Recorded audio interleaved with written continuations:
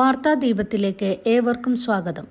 ഇറാന് ആണവായുധം നൽകാൻ നിരവധി രാജ്യങ്ങൾ. മുൻ റഷ്യൻ പ്രസിഡന്റും നിലവിൽ റഷ്യൻ സുരക്ഷാ കൗൺസിൽ ഡെപ്യൂട്ടി ചെയർമാനുമായ ദിമിത്രി മെദ്വദേവ് ഇറാന് ആണവായുധം നൽകാൻ ഒന്നിലധികം രാജ്യങ്ങൾ തയ്യാറാണെന്ന് പറഞ്ഞു. അമേരിക്കയുടേതും ഇസ്രായേലിന്റെയും നടപടികൾ അന്താരാഷ്ട്ര നിയമങ്ങളുടെ ലംഘനമാണെന്നും ഇത് മേഖലയാകെ സംഘർഷത്തിലേക്ക് തള്ളിവിടുമെന്നും റഷ്യ പറഞ്ഞിരുന്നു. ആണവ കേന്ദ്രങ്ങൾക്ക് നേരെയുള്ള ആക്രമണങ്ങൾക്ക് പിന്നാലെ ഇറാന്റെ തിരിച്ചടി എങ്ങനെയായിരിക്കുമെന്ന് ലോകം ഉറ്റുനോക്കുകയാണ്. പ്രധാന ലക്ഷ്യങ്ങളിൽ ഒന്നായ ഫോർദോ ആണവ നിലയത്തിന് കാര്യമായ നാശനഷ്ടങ്ങൾ ഉണ്ടാക്കാൻ അമേരിക്കയുടെ വ്യോമാക്രമണത്തിന് കഴിഞ്ഞിട്ടില്ല എന്നാണ് പൊതുവെയുള്ള വിലയിരുത്തൽ.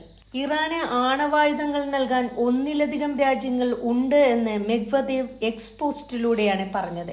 രാജ്യങ്ങൾ ഏതാണെന്ന് പറഞ്ഞില്ല എങ്കിലും റഷ്യ, ചൈന, ഉത്തര കൊറിയ, പാകിസ്ഥാൻ എന്നിവരാകാം എന്ന് യുദ്ധ നിരീക്ഷകർ വിലയിരുത്തുന്നു. റഷ്യൻ പ്രസിഡന്റ് വ്ളാഡിമിർ പുടിന്റെ വിശ്വസ്തൻ കൂടിയാണ് മെദ്വദേവ്.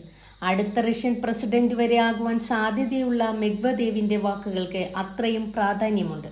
ഇറാന്റെ ഫോർദോയിലെ ആണവ നിലയം പൂർണ്ണമായും തകർത്തു എന്ന് പറയുന്ന അമേരിക്കൻ പ്രസിഡന്റിന്റെ വാദം കള്ളമാണെന്ന് തെളിയിക്കുന്നതാണ് ഇസ്രായേലിന്റെ ഫോർദോ നിലയത്തിലെ ഇന്നത്തെ ആക്രമണം.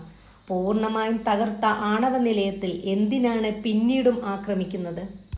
ഇതിനിടയിൽ ന്യൂയോർക്ക് ടൈംസിലും എക്കണോമിസ്റ്റ് പോലുള്ള അന്താരാഷ്ട്ര മാധ്യമങ്ങൾ റിപ്പോർട്ട് ചെയ്തതനുസരിച്ച് 16 ട്രക്കുകളിൽ അമേരിക്കൻ ആക്രമണത്തിന് മുമ്പ് തന്നെ സമ്പുഷ്ട യുറേനിയം കടത്തിക്കൊണ്ടു പോകുന്നതിന്റെ സാറ്റലൈറ്റ് ചിത്രങ്ങൾ ലഭിച്ചു എന്നും ജീവനക്കാരെ പൂർണ്ണമായി ഒഴിപ്പിച്ചു എന്നും പറയുന്നു. ഇന്ന് പത്രസമ്മേളനത്തിൽ അമേരിക്കയുടെ വൈസ് പ്രസിഡന്റ് JD വാൻസിനോട് ആക്രമണത്തിൽ എന്ത് നാശനഷ്ടമാണ് ഉണ്ടായതെന്ന് മാധ്യമപ്രവർത്തകർ ചോദിച്ചപ്പോൾ എന്ത് നാശനഷ്ടമാണ് ഉണ്ടായതെന്ന് ഇതുവരെയും വിലയിരുത്താൻ കഴിഞ്ഞിട്ടില്ല എന്ന് JD വാൻസും അമേരിക്കൻ ഭരണകൂടവും ഔദ്യോഗികമായി അറിയിച്ചിരിക്കുകയാണ്. ഈ ആക്രമണത്തിന് ശേഷം ഇറാൻ ഭരണകൂടത്തിന് എതിരായിരുന്ന ജനങ്ങൾ ഇറാൻ ഭരണകൂടത്തിന് അനുകൂലമായി 10,000 പ്രകടനങ്ങൾ നടത്തുന്ന കാഴ്ചയാണ് കാണുന്നത്.